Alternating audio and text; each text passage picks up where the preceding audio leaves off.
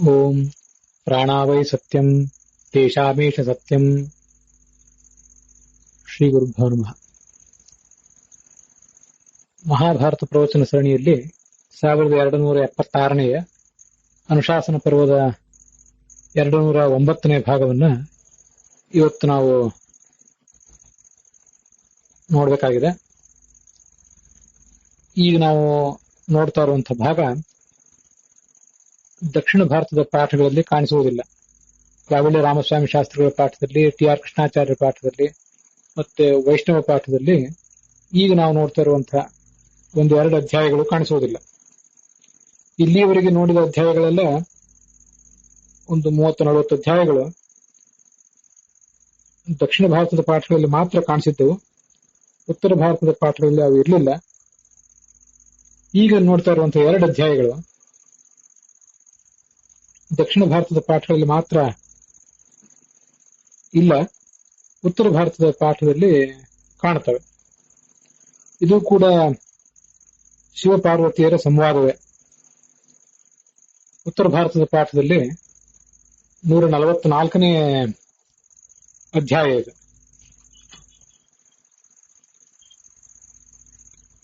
ಭಗವನ್ ಸರ್ವಭೂತೇಶ ದೇವಾಸುರ ನಮಸ್ಕೃತ ಧರ್ಮಾಧರ್ಮೋ ನೃಣಾಂ ದೇವ ಬ್ರೂಹಿ ಮೇ ಸಂಶಯಂ ವಿಭೋ. ಪಾರ್ವತಿ ಹೀಗೆ ಪರಶಿವನನ್ನು ಕೇಳ್ತಾ ಇದ್ದಾಳೆ. ಎಲ್ಲರಿಂದಲೂ ನಮಸ್ಕೃತನಾದಂತಹ ದೇವನೇ,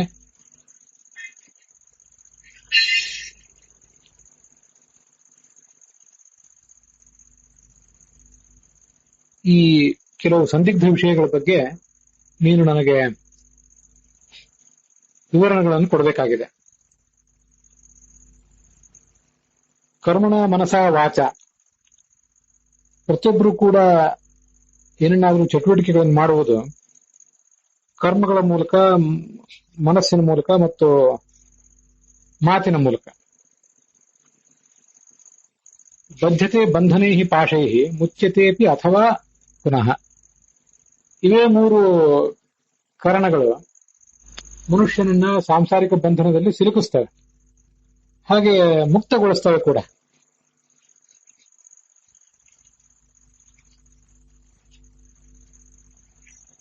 ಮನುಷ್ಯ ಯಾವ ತರದ ಶೀಲವನ್ನ, ಚಾರಿತ್ರ್ಯವನ್ನ ಅಳವಡಿಸಿಕೊಂಡಿದ್ದಾದ್ರೆ ಸದ್ಗತಿಯನ್ನು ಪಡೆದಾನೋ ಅದನ್ನು ವಿವರಿಸಿ ಹೇಳು ಅಂತ ಪಾರ್ವತಿ ಕೇಳ್ತಾ ಇದ್ದಾಳೆ. ದೇವಿ ಧರ್ಮಾರ್ಥ ತತ್ವಜ್ಞೆ. ಶಿವ ಅವಳಿಗೆ ಈ ಮುಂದಿನಂತೆ ಹೇಳಲಿಕ್ಕೆ ತೊಡಗಿದೆ.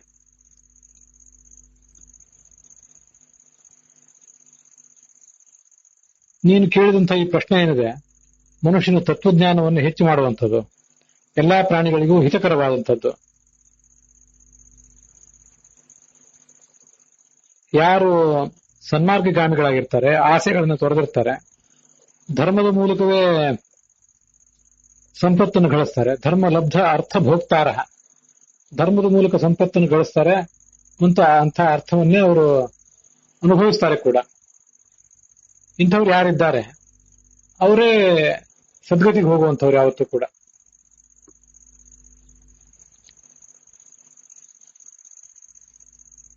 ಆ ವ್ಯಕ್ತಿಗಳು ಧರ್ಮದಿಂದ ಮತ್ತೆ ಅಧರ್ಮದಿಂದ ಯಾವತ್ತೂ ಬಂಧನಕ್ಕೊಳಗಾಗೋದಿಲ್ಲ.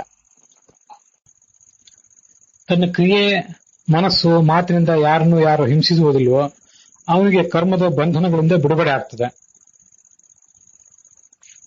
ಪ್ರಾಣಿ ಹತ್ಯೆಯಿಂದ ದೂರ ಇರುವಂಥವ್ರು, ಶತ್ರುಗಳನ್ನು ಮಿತ್ರರಂತೆ ಕಾಣುವಂಥವ್ರು ಕರ್ಮ ಬಂಧನದಿಂದ ದೂರ ಹೋಗ್ತಾರೆ.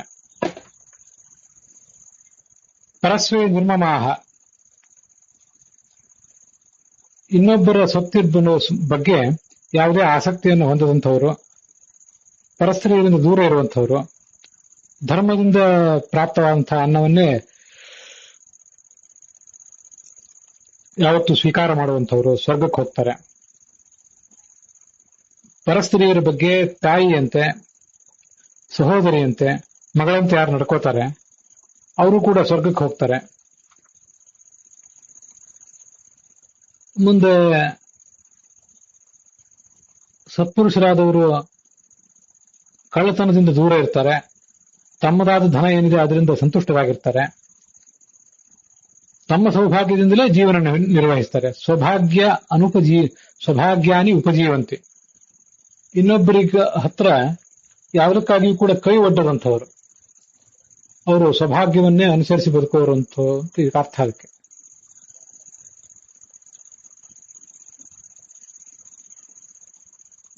ಗ್ರಾಮ್ಯವಾದಂತಹ ಯಾವುದೇ ಸುಖವನ್ನು ಬಯಸದಂಥವ್ರು, ದಾಂಪತ್ಯ ಜೀವನವನ್ನು ಕೂಡ ಧಾರ್ಮಿಕವಾಗಿ ನಡೆಸುವಂಥವ್ರು,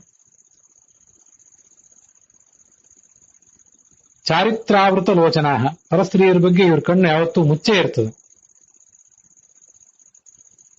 ಅಂಥವರು ಸದ್ಗತಿಯನ್ನು ಪಡಿತಾರೆ. ಇದು ದೇವತೆಗಳೇ ಮನುಷ್ಯನಿಗೆ ಕೊಟ್ಟಂತಹ ಒಂದು ಮಾರ್ಗ. ರಾಗ, ದ್ವೇಷ ಇತ್ಯಾದಿ ಎಲ್ಲ ದೋಷಗಳನ್ನು ಕೂಡ ಈ ಮಾರ್ಗ ಪರಿಹರಿಸ್ತದೆ. ಈ ಮಾರ್ಗವನ್ನು ಯಾವತ್ತೂ ಅನುಸರಿಸಬೇಕು. ಸೇವಿತವ್ಯ ಸದಾ ನರೈಹಿ ಧರ್ಮಹೇತೋಹ. ಇದಕ್ಕಿಂತ ಶ್ರೇಷ್ಠವಾದ ಮಾರ್ಗವೇ ಬೇರೆ ಯಾವುದೂ ಇಲ್ಲ. ಪಾರ್ವತಿ ಕೇಳಿದ್ದು,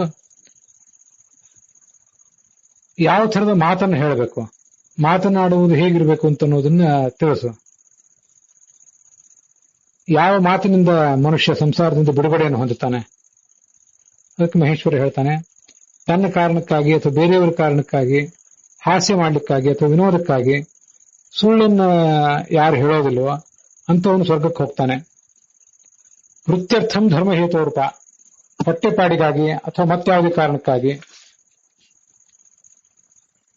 ಫಲ ಅಪೇಕ್ಷೆಯಿಂದಾಗಿ ಯಾರು ಸುಳ್ಳನ್ನು ಹೇಳೋದಿಲ್ವೋ ಅವರು ಕೂಡ ಧರ್ಮಕ್ಕೆ ಹೋಗ್ತಾರೆ. ಧರ್ಮಕ್ಕಾಗಿ ಸುಳ್ಳನ್ನು ಹೇಳುವುದಿಲ್ಲವೋ ಅಂತ ಬಂತಿಲ್ಲ.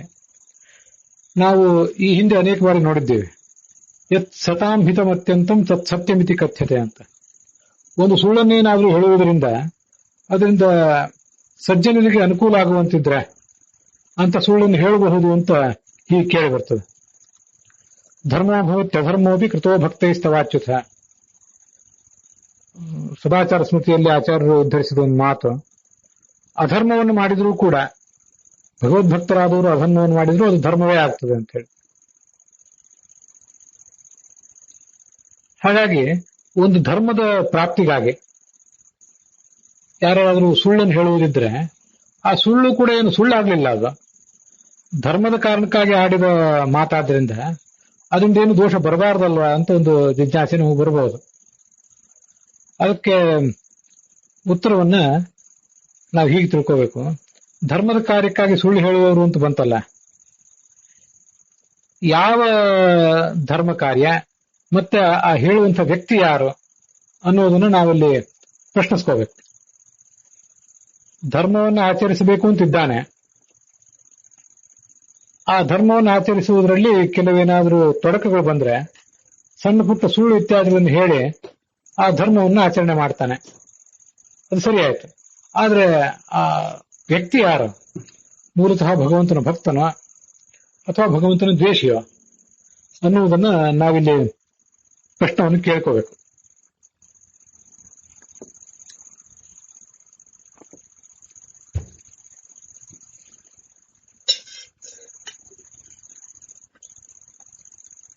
ಭಗವಂತನ ಭಕ್ತರಾದವರು, ಸಾತ್ವಿಕರಾದವರು ಧರ್ಮದ ಕಾರ್ಯಕ್ಕಾಗಿ ಯಾವುದಾದ್ರೂ ಸುಳ್ಳನ್ನ ಹೇಳುವಂತ ಪ್ರಸಂಗ ಬಂದ್ರೆ ಅಂಥವರು ಕೂಡ ಸ್ವರ್ಗಕ್ಕೆ ಹೋಗ್ತಾರೆ ಅಂತ ಅರ್ಥ ಮಾಡಿಕೊಳ್ಬೇಕು. ಅಥವಾ ಧರ್ಮದ ಕಾರ್ಯಕ್ಕಾಗಿ ಸುಳ್ಳನ್ನು ಹೇಳುವಂತ ಭಗವದ್ವೇಷಿಗಳು ಸ್ವರ್ಗಕ್ಕೆ ಹೋಗ್ತಾರೆ ಅಂತ ಅರ್ಥನೋ, ಭಗವದ್ಭಕ್ತರು ಸ್ವರ್ಗಕ್ಕೆ ಹೋಗ್ತಾರೆ ಅಂತ ಅರ್ಥವೋ, ಅದಕ್ಕೆ ಏನ್ ಅರ್ಥ? ಭಗವದ್ಭಕ್ತರಾದವರು ಅಂತಾನೆ ನಾವು ತಿಳ್ಕೊಳ್ಬೇಕು. ಸಾಮಾನ್ಯವಾಗಿ ಭಗವದ್ಭಕ್ತರಾದವರು ಯಾವ ಕಾರ್ಯಕ್ಕಾಗೂ ಕೂಡ ಸುಳ್ಳು ಹೇಳೋದಿಲ್ಲ. ಧರ್ಮ ಕಾರ್ಯಕ್ಕಾಗಿ ಕೂಡ ಅವರು ಸುಳ್ಳು ಹೇಳುವಂತವರಲ್ಲ. ಆದ್ರೂ ಆಕಸ್ಮಿಕವಾಗಿ ಯಾವ್ದಾದ್ರು ಸುಳ್ಳು ಹೇಳುವಂತ ಪ್ರಸಂಗ ಅವ್ರಿಗೆ ಬರಬಹುದು. ಅವರ ಮೂಲ ಸ್ವಭಾವ ಏನು ಅಂದ್ರೆ ಧರ್ಮದ ಕಾರ್ಯಕ್ಕಾಗಿ ಕೂಡ ಸುಳ್ಳನ್ನು ಆಡದೇ ಇರುವಂತದೇ ಅವ್ರ ಸ್ವಭಾವ. ಆ ಸ್ವಭಾವವನ್ನ ಇಲ್ಲಿ ಚಿತ್ರಣ ಮಾಡಿದ್ದಾರಷ್ಟೇ. ಸ್ವಭಾವ ಆಗಿದೆ ಅವ್ರದ್ದು. ಕೆಲವು ಬಾರಿ ಸ್ವಭಾವಕ್ಕೆ ವ್ಯತಿರಿಕ್ತವಾಗಿ ಎಲ್ಲಾದ್ರೂ ತಪ್ಪಬಹುದು. ಮೂಲ ಸ್ವಭಾವ ಹೇಗಿದ್ರು ಕೂಡ ಬಾಹ್ಯ ಒತ್ತಡಗಳಿಂದಾಗಿ ಅವರು ಸ್ವಭಾವಕ್ಕೆ ವ್ಯತಿರಿಕ್ತವಾಗಿ ನಡ್ಕೊಳ್ಬಹುದು, ಇಲ್ಲ ಅಂತಲ್ಲ. ಆದ್ರೂ ಧರ್ಮ ಕಾರ್ಯಕ್ಕಾಗಿ ಯಾವುದೇ ಸುಳ್ಳನ್ನ ಹೇಳದೇ ಇರುವಂತಹ ಸ್ವಭಾವ ಅವ್ರದ್ದು. ಅಂತವರು ಸದ್ಗತಿಯನ್ನು ಪಡಿತಾರೆ ಅಂತ ಅದರ ತಾತ್ಪರ್ಯ ನಾವು ತಿಳ್ಕೊಳ್ಬೇಕು.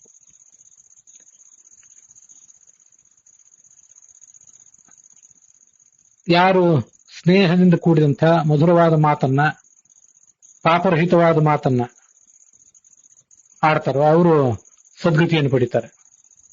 ಕಠಿಣವಾದ ನಿಷ್ಠುರವಾದ ಮಾತನ್ನು ಎಂದೂ ಆಡೋದಿಲ್ವೋ, ಚಾಡಿ ಮಾತನ್ನು ಆಡೋದಿಲ್ವೋ ಅವರು ಸದ್ಗತಿಯನ್ನು ಪಡಿತಾರೆ.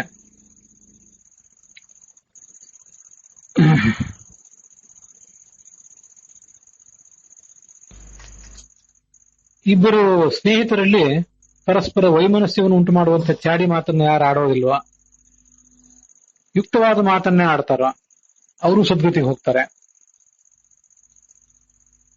ಸರ್ವ ಪ್ರಾಣಿಗಳಿಂದ ಸಮಭಾವದಿಂದ ಕಾಣುವಂಥವರು ಸದ್ಗತಿಯನ್ನು ಪಡಿತಾರೆ.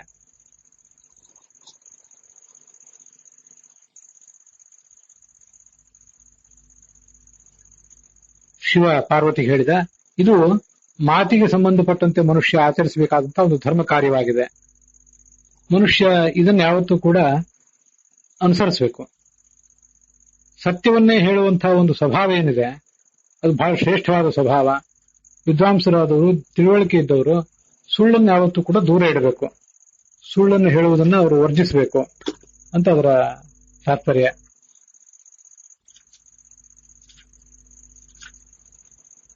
ಪಾರ್ವತಿ ಕೇಳ್ತಾಳೆ, ಮನಸಾ ಬದ್ಧತೆ ಏನ ಕರ್ಮಣ ಪುರುಷ ಸದಾ. ಮನಸ್ಸು ಈ ಮನುಷ್ಯನನ್ನ ಸಂಸಾರದಲ್ಲಿ ಕಟ್ಟಿ ಹಾಕ್ತದೆ, ಅಥವಾ ಅದೇ ಆತನನ್ನ ಉದ್ಧರಿಸ್ತದೆ ಕೂಡ. ಅದನ್ನು ನಾವು ಬೇರೆ ಕಡೆ ನೋಡಿದ್ದೀವಿ. ಯಾವುದೋ ಒಂದು ಕರ್ಮವನ್ನು ಮಾಡುವ ಮೂಲಕ ಬಂಧನಕ್ಕೆ ಮನುಷ್ಯ ಒಳಗಾಗ್ತಾನಲ್ಲ, ಅದರ ಕುರಿತಾಗಿ ಒಂದಿಷ್ಟು ವಿವರ ಹೇಳು ಅಂತ ಕೇಳ್ತಾ ಇದ್ದಾಳೆ. ಅದಕ್ಕೆ ಶಿವ ಹೇಳ್ತಾನೆ, ಮಾನಸೇನೇಹ ಧರ್ಮೇಣ ಸಂಯುಕ್ತಾ ಪುರುಷ ಸದಾ. ಮನಸ್ಸಿನಲ್ಲಿ ಯಾವ ಧರ್ಮವನ್ನು ಆಚರಿಸಿದ್ರೆ ಮನುಷ್ಯ ಸದ್ಗತಿಯನ್ನು ಪಡಿತಾನೆ ಅದನ್ನು ಹೇಳ್ತೇನೆ ಕೇಳು. ಮೂಲತಃ ಮನುಷ್ಯನ ಮನಸ್ಸಿನಲ್ಲಿ ದುರಾಲೋಚನೆಗಳಿದ್ರೆ ದುಷ್ಪರಿಣೀತ ತರ ಕೃತಿ. ಮನಸ್ಸು ದುಷ್ಟಾಲೋಚನೆಗಳನ್ನು ಹೊಂದಿದ್ರೆ ಅವನ ಕೃತಿಯು ಕೂಡ ಕೆಟ್ಟದ್ದನ್ನೇ ಆಲೋಚನೆ ಮಾಡ್ತದೆ. ಅರಣ್ಯ ವಿಜನೇ ನ್ಯಸ್ತಂ. ಮನಸ್ಸು ಹೇಗಿರ್ಬೇಕು? ನಿರ್ಜನವಾದ ಅರಣ್ಯದಲ್ಲಿ ಒಂದ್ಯಾವುದೋ ಸ್ವತ್ತು, ಪರಸ್ವತ್ತು ನಮ್ಮದಲ್ಲ, ಅದಿದೆ. ನಾವು ಅದನ್ನ ಅಲ್ಲಿ ತಗೊಂಡ್ರೆ ಯಾವ ಸರ್ಕಾರವೂ ಮತ್ತಾವ ಸಮಾಜದ ವ್ಯಕ್ತಿಯೂ ಕೂಡ ಅದನ್ನೇನು ನೋಡುವವನಲ್ಲ, ಯಾರೂ ನೋಡೋದಿಲ್ಲ, ಗೊತ್ತೇ ಆಗೋದಿಲ್ಲ. ಅಂತಹ ಸಂದರ್ಭದಲ್ಲೂ ಕೂಡ ನಮ್ಮ ಮನಸ್ಸು ಅದಕ್ಕಾಗಿ ಆಸೆ ಪಡಬಾರದು. ಒಂದು ಊರು, ಮನೆ, ನಿರ್ಜನ ಪ್ರದೇಶ ಎಲ್ಲೇ ಇದ್ರೂ ಪರದ್ರವ್ಯವನ್ನು ನಾವು ಅಪೇಕ್ಷೆ ಪಡಬಾರದು. ಇದು ಧರ್ಮವನ್ನ ಆಚರಣೆ ಮಾಡುವುದು. ಇನ್ನೊಬ್ರು ಯಾರು ನಮ್ಮನ್ನ ನೋಡ್ತಾ ಇದ್ದಾರೆ, ಗಮನಿಸ್ತಾ ಇದ್ದಾರೆ, ಅವರ ನಿಂದಿಗೆ ನಾವು ಒಳಗಾಗಬೇಕಾಗ್ತದೆ. ಅದರಿಂದ ಧರ್ಮವನ್ನು ಆಚರಿಸೋಣ, ಅಧರ್ಮವನ್ನು ಬಿಡೋಣ ಅಂತಲ್ಲ. ಧರ್ಮವನ್ನು ಆಚರಿಸುವುದು ಭಗವಂತನ ಪ್ರೀತಿಗಾಗಿ, ಧರ್ಮಕ್ಕಾಗಿಯೇ ಧರ್ಮ ಅನ್ನುವಂಥ ಒಂದು ದೊಡ್ಡ ನಿರ್ಧಾರ ಯಾರ್ದಿರ್ತದೆ ಅವರು ಸದ್ಗತಿಗೆ ಹೋಗ್ತಾರೆ.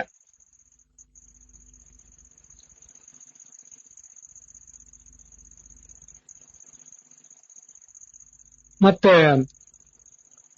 ಪರ ಸ್ತ್ರೀಯರ ಬಗ್ಗೆ ಕೂಡ ಒಂದು ಮಾತನ್ನು ಹೇಳ್ತಾರೆ. ಯಾವ್ದಾದ್ರೂ ಒಬ್ಬಳು ಸ್ತ್ರೀ ರಹೋಗತಾಂ,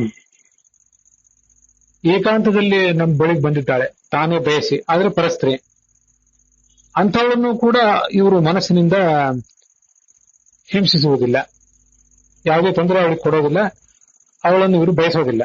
ಅಂಥವ್ರು ಸ್ವರ್ಗಕ್ಕೆ ಹೋಗ್ತಾರೆ. ಕಾಮವೃತ್ತಾನ್ ರಹೋಗತಾನ್ ಅಂತಿದೆ. ಆ ಸ್ತ್ರೀಯ ಸ್ವಭಾವವೇ ತನ್ನ ಸ್ವಚ್ಛಂದ ಮನಸ್ಸಿಗೆ ಅನುಗುಣವಾಗಿ ನಡ್ಕೊಳ್ಳೋದು. ಯಾವ ಸ್ತ್ರೀ ಒಲ್ಲದವಳಾಗಿರ್ತಾಳೋ, ಒಲ್ಲದ ಸ್ತ್ರೀಯನ್ನು ಬಲಾತ್ಕರಿಸುವುದು ಅದಂತೂ ದೊಡ್ಡ ಅಪರಾಧವೇ. ಯಾವ ಸ್ತ್ರೀ ಬಯಸಿ ಬಂದಿದ್ದಾಳೆ ಆದ್ರೆ ಪರಸ್ತ್ರೀಯಾಗಿದ್ದಾಳೆ, ಅದು ಅವಳ ಅಪೇಕ್ಷೆಯನ್ನು ಈಡೇರಿಸುವುದು ಅಧಾರ್ಮಿಕ ಅಂತ ಅನ್ಸ್ಕೊಂಡಿದೆ, ಅಂಥವನ್ನ ದೂರ ಇಡಬೇಕು. ಅವರು ಕೂಡ ಸದ್ಗತಿಗೆ ಹೋಗ್ತಾರೆ. ಇಂಥದನ್ನು ಮನುಷ್ಯ ಮಾಡಬಾರ್ದು ಅಂತ ಅರ್ಥ. ಅತಿಕ್ರಮವನ್ನೂ ಮಾಡಬಾರ್ದು, ಅಕ್ರಮವನ್ನೂ ಮಾಡಬಾರ್ದು. ಇಚ್ಛೆ ಇಲ್ಲದ ಸ್ತ್ರೀಯನ್ನ ಸಂಗಮಿಸುವುದು ಅತಿಕ್ರಮ ಅಂತ ಕರೆಸ್ಕೋತದೆ. ಇಚ್ಛೆ ಇರುವ ಸ್ತ್ರೀಯ ಆದ್ರೆ ಅವಳು ಬಯಸಿ ಬಂದಿದ್ರೆ, ಆದ್ರೆ ಪರಸ್ತ್ರೀಯಾಗಿದ್ರೆ ಅವಳ ಜೊತೆ ಸಮಾಗಮಿಸುವುದು ಕೂಡ ಅಕ್ರಮ ಅಂತ ಕರೆಸ್ಕೋತದೆ. ಅದು ಸರಿಯಲ್ಲ. ಶತ್ರು ಮಿತ್ರರನ್ನ ಮನಸ್ಸಿನಿಂದ ಸಮಾನವಾದ ಮನೋಭಾವದಿಂದ ಕಾಣುವವರು ಸ್ವರ್ಗಕ್ಕೆ ಹೋಗ್ತಾರೆ. ಶಾಸ್ತ್ರಜ್ಞರು, ಶಾಸ್ತ್ರದ ತಾತ್ಪರ್ಯವನ್ನು ಬಲ್ಲವರು, ಯಾರ ಜೊತೆಗೂ ದ್ವೇಷ ಕಟ್ಕೊಳ್ದೇ ಇರುವಂಥವ್ರು, ದೈಹಿಕ ಸುಖಕ್ಕಾಗಿ ಆಸೆ ಪಡದೇ ಇರುವಂಥವ್ರು ಸ್ವರ್ಗಕ್ಕೆ ಹೋಗ್ತಾರೆ. ಧರ್ಮ ಅಧರ್ಮಗಳನ್ನು ಬಲ್ಲಂಥವ್ರು, ಧರ್ಮಾಧರ್ಮ ವಿರಹ.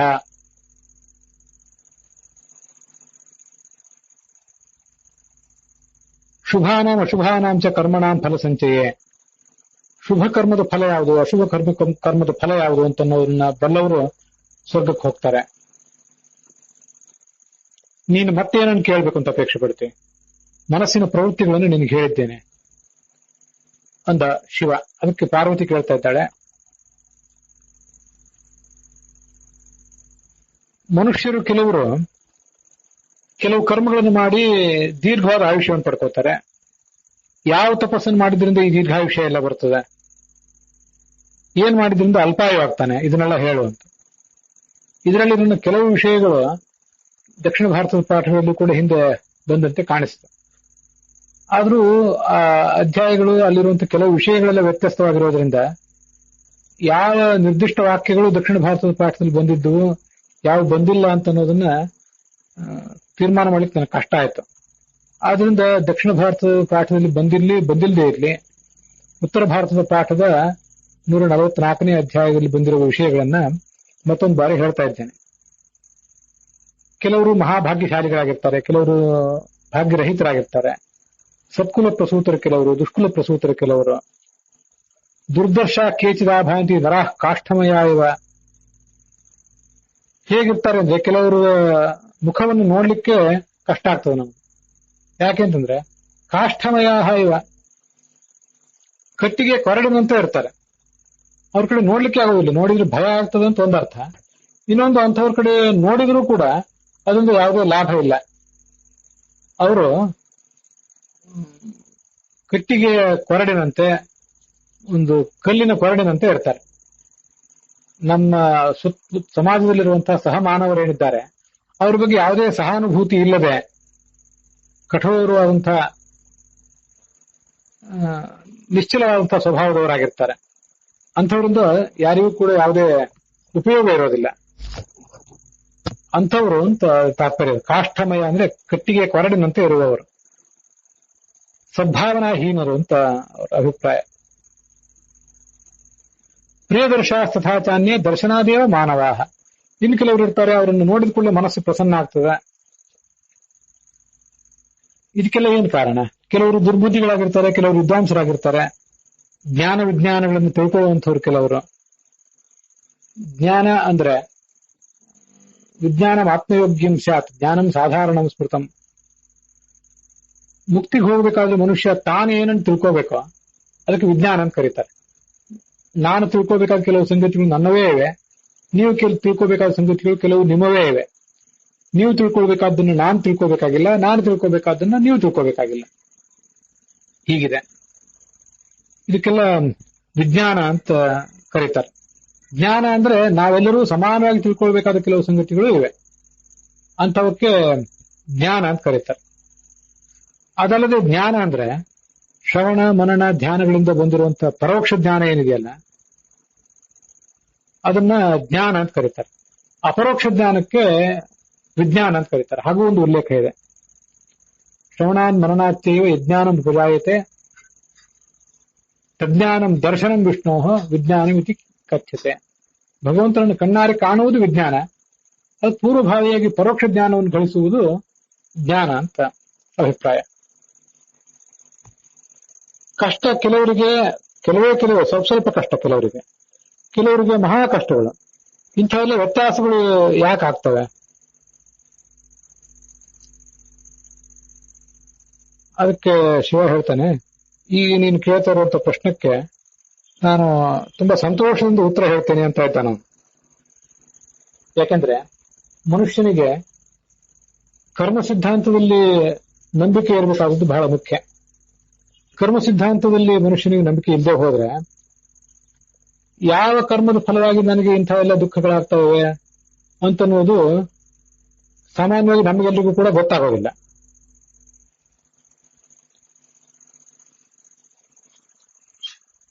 ಆದ್ರಿಂದ ಕೆಲವು ಬಾರಿ ಸತ್ಕರ್ಮವನ್ನು ನಾವ್ಯಾಕೆ ಮಾಡಬೇಕು, ದುಷ್ಕರ್ಮದಿಂದ ನಾವ್ಯಾಕೆ ದೂರ ಇರಬೇಕು ಅನ್ನೋದ್ರ ಬಗ್ಗೆನೆ ನಮಗೊಂದು ಗೊಂದಲ ಮೂಡುವಂತ ಸಾಧ್ಯತೆ ಇದೆ. ಅದಕ್ಕಾಗಿ ಕರ್ಮ ಸಿದ್ಧಾಂತದಲ್ಲಿ ನಂಬಿಕೆ ಬರಬೇಕಾಗಿದೆ ನಮಗೆಲ್ಲರಿಗೂ. ಆ ನಂಬಿಕೆ ಭರಿಸುವ ಕೆಲಸವನ್ನ ಈ ಮನೋಭಿಮಾನಿಯಾದಂತಹ ಶಿವ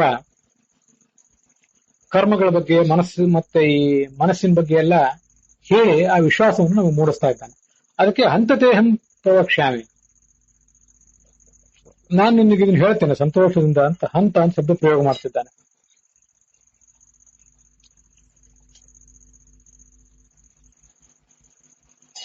ಪ್ರತಿಯೊಬ್ಬರು ಕೂಡ ತಾವು ಮಾಡಿದ ಕರ್ಮದ ಫಲವನ್ನು ಹೇಗೆ ಅನುಭವಿಸ್ತಾರೆ ಅದನ್ನು ಕೇಳು.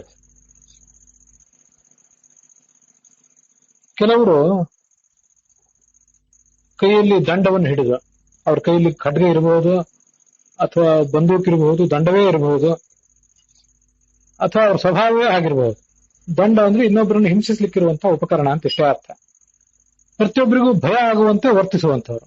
ರೌದ್ರ ದಂಡಹಸ್ತೋದ್ಯತಃ, ಯಾವ ಪ್ರಾಣಿಗಳ ಬಗ್ಗೆನೂ ದಯೆ ಇಲ್ಲದವನು ಅಂಥವನು ಕೊನೆಗೆ ಒಂದ್ ದಿವಸ ನರಕಕ್ಕೆ ಹೋಗಿ ಬೀಳ್ತಾನೆ. ಯಾರು ಪ್ರಾಣಿ ದಯಾ ಸಂಪನ್ನನಾಗಿರ್ತಾನೋ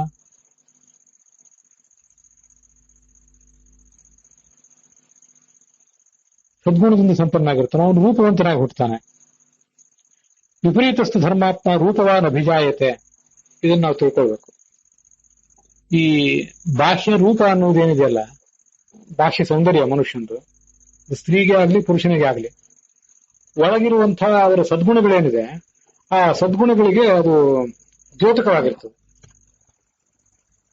ಅನೇಕ ಕಡೆ ಖಳನಾಯಕರನ್ನ ಸ್ವಲ್ಪ ಕ್ರೂರಿಗಳಾಗಿರುವಂತೆ ಚಿತ್ರಿಸಿರ್ತಾರೆ, ಮತ್ತೆ ನಾಯಕರಾದವರನ್ನ ನಾಯಕಿಯರನ್ನ ರೂಪವಂತರಂತೆ ಚಿತ್ರಿಸಿರ್ತಾರೆ. ನಾಯಕಿಯರು ಸ್ವಲ್ಪ ಕಠೋರವಾದ ನಡೆ ನುಡಿ, ಅವರ ನೋಟ ಎಲ್ಲವೂ ಕೂಡ ಕಠೋರವಾಗಿರ್ತದೆ. ಅದೊಂದು ಜಗತ್ತಿನಲ್ಲಿ ಕೂಡ ನಮ್ಮದೇ ಆದಂತಹ ಒಂದು ಕಾನ್ಸೆಪ್ಟ್ ಅದು. ಯಾರ ಮನಸ್ಸು ಸುಂದರವಾಗಿರ್ತದೆ ಅವ್ರ ಬಾಹ್ಯ ರೂಪವೂ ಕೂಡ ಸುಂದರವಾಗಿರ್ತದೆ ಅಂತ. ಎಲ್ಲಾ ಕಡೆನೂ ಹಾಗೇನು ಇರ್ಬೇಕಾಗಿಲ್ಲ. ಆದ್ರೂ ಯಾರು ಹಿಂದಿನ ಜನ್ಮದಲ್ಲಿ ಧರ್ಮಾತ್ಮನಾಗಿರ್ತಾನೆ, ಪ್ರಾಣಿ ಹಿಂಸೆಯನ್ನು ಮಾಡಿರೋದಿಲ್ವೋ ಅವನು ರೂಪವಾನಾಗಿ ಹುಟ್ಟುತ್ತಾನೆ. ಮತ್ತು ರೂಪವಾನಾಗಿ ಹುಟ್ಟುವುದು ಅಂತಂದ್ರೆ ಎಲ್ಲರೂ ಕೂಡ ಅತ್ಯಂತ ಸುಂದರಾಂಗರೇ ಆಗ್ಬೇಕಾಗಿಲ್ಲ. ಆದ್ರೆ ನಮಗಿರುವಂತಹ ರೂಪ ಜನರಿಗೆ ಹೃದಯವಾಗಿ, ಕೆಲವೊಂದು ಬಾರಿ ಕೆಲವರಿಗೆ ಸಾಧಾರಣವಾದ ರೂಪವೇ ಇರ್ತದೆ.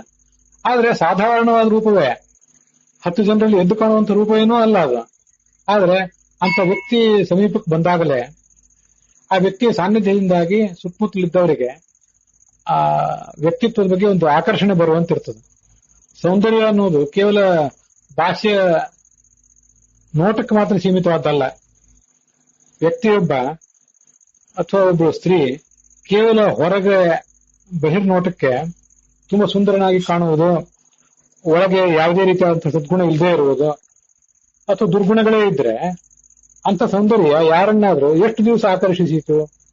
ಆ ಸೌಂದರ್ಯಕ್ಕೆ ಬೆಲೆ ಏನಿದ್ದಿತ್ತು? ಒಳಗೂ ಸೌಂದರ್ಯ ಇತ್ತು, ಒಳಗೂ ಸದ್ಭಾವನೆ ಇತ್ತು, ಹೊರಗೂ ಆ ಸದ್ಭಾವನೆ ತಕ್ಕಂತ ಒಂದು ಸೌಂದರ್ಯ ಇದ್ರೆ ಆ ಸೌಂದರ್ಯಕ್ಕೆ ಬೆಲೆ ಬಂದಿತ್ತು. ಒಳಗೆ ಸದ್ಭಾವನೆ ಇಲ್ಲದ ಸೌಂದರ್ಯದಿಂದ, ಹೊರಗಿನ ಸೌಂದರ್ಯದಿಂದ ಮಾತ್ರ ಏನು ಲಾಭ ಇದೆ?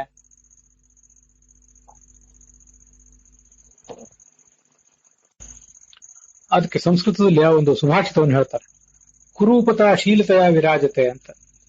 ಮನುಷ್ಯ ಕುರೂಪಿ ಆಗಿದ್ದಿರಬಹುದು, ಆದ್ರೆ ಅವನು ಒಂದು ಉತ್ತಮವಾದಂತಹ ಶೀಲ ನಡವಳಿಕೆಯನ್ನು ಅಳವಡಿಸಿಕೊಂಡದ್ದಾದ್ರೆ ಜನರಿಗೆ ಅವನ ವ್ಯಕ್ತಿತ್ವ ಅಂತ ತುಂಬಾ ಪ್ರಿಯ ಆಗಿಬಿಡ್ತದೆ.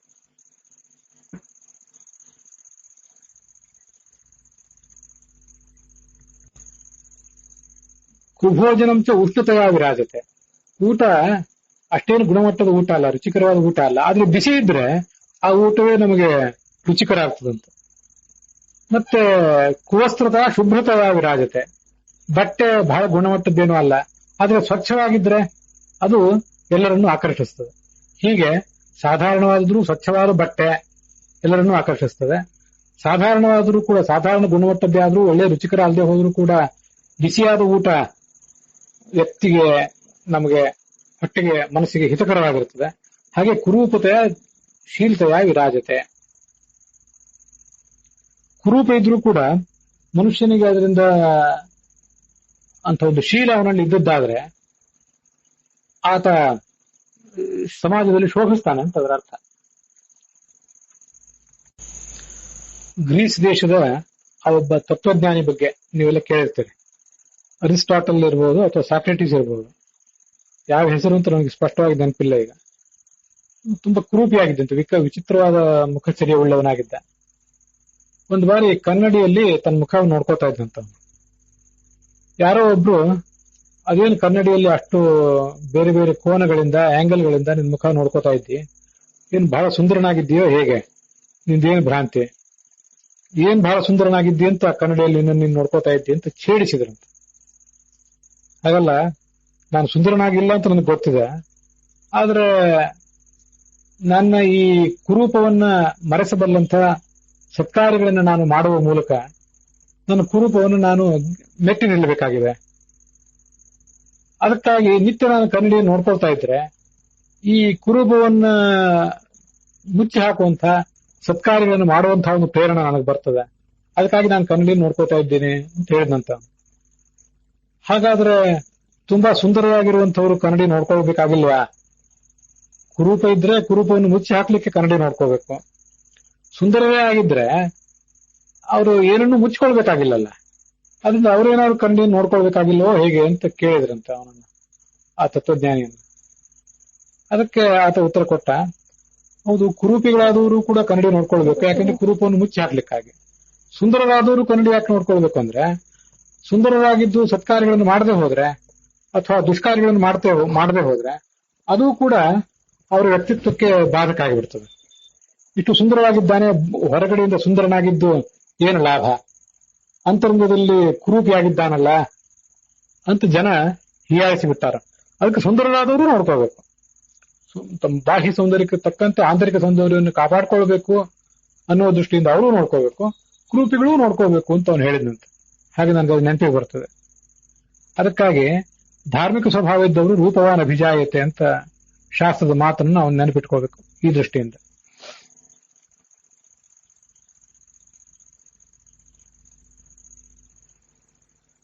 ಹೀಗೆ ಪ್ರಾಣಿ ಹಿಂಸೆ ಮಾಡಿ ನರಕಕ್ಕೆ ಹೋಗಿ ಬಿದ್ದವರು ಇದ್ದಾರಲ್ಲ, ಅವರು ಮತ್ತೆ ಮನುಷ್ಯರಾಗಿ ಹುಟ್ಟಿದ್ರು ಕೂಡ ಅಲ್ಪಾಯುಗಳಾಗಿ ಹುಟ್ಟಿ ಬಿಡ್ತಾರೆ. ಪಾಪದ ಪರಿಣಾಮಗಳನ್ನೇ ಯಾವತ್ತೂ ಅನುಭವಿಸ್ತಾ ಇರಬೇಕಾಗ್ತದೆ.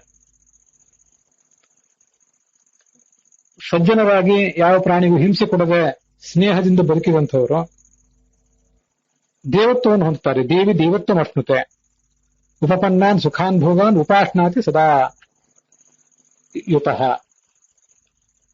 ಮನುಷ್ಯ ಲೋಕದಲ್ಲಿ ಆತ ಮತ್ತೆ ಬಂದ್ರೆ ದೀರ್ಘಾಯುವಾಗಿ ಸುಖವನ್ನು ಅನುಭವಿಸ್ತಾನೆ. ಇದೆಲ್ಲ ಸದಾಚಾರಿಗಳ ಮತ್ತು ದೀರ್ಘಜೀವಿಗಳ ಲಕ್ಷಣವಾಗಿದೆ. ಬ್ರಹ್ಮನೇ ಇದನ್ನು ಉಪದೇಶಿಸಿದ್ದಾನೆ. ಪ್ರಾಣಿ ಹಿಂಸೆಯನ್ನು ಬಿಟ್ಟ ಮನುಷ್ಯ ಇಂಥ ಲಾಭಗಳನ್ನು ಪಡಿತಾನೆ ಅಂತ ಶಿವ ಹೇಳಿದ. ಅಲ್ಲಿಗೆ ಉತ್ತರ ಭಾರತದ ಪಾಠದಲ್ಲಿ ಮಾತ್ರ ಕಂಡುಬರುವ ಈ ಭಾಗದಲ್ಲಿ 144ನೇ ಅಧ್ಯಾಯ ಸಮಾಪ್ತವಾಗಿದೆ. ಇವತ್ತಿನ ಈ ಭಾಗವೂ ಕೂಡ ಸಮಾಪ್ತವಾಗಿದೆ.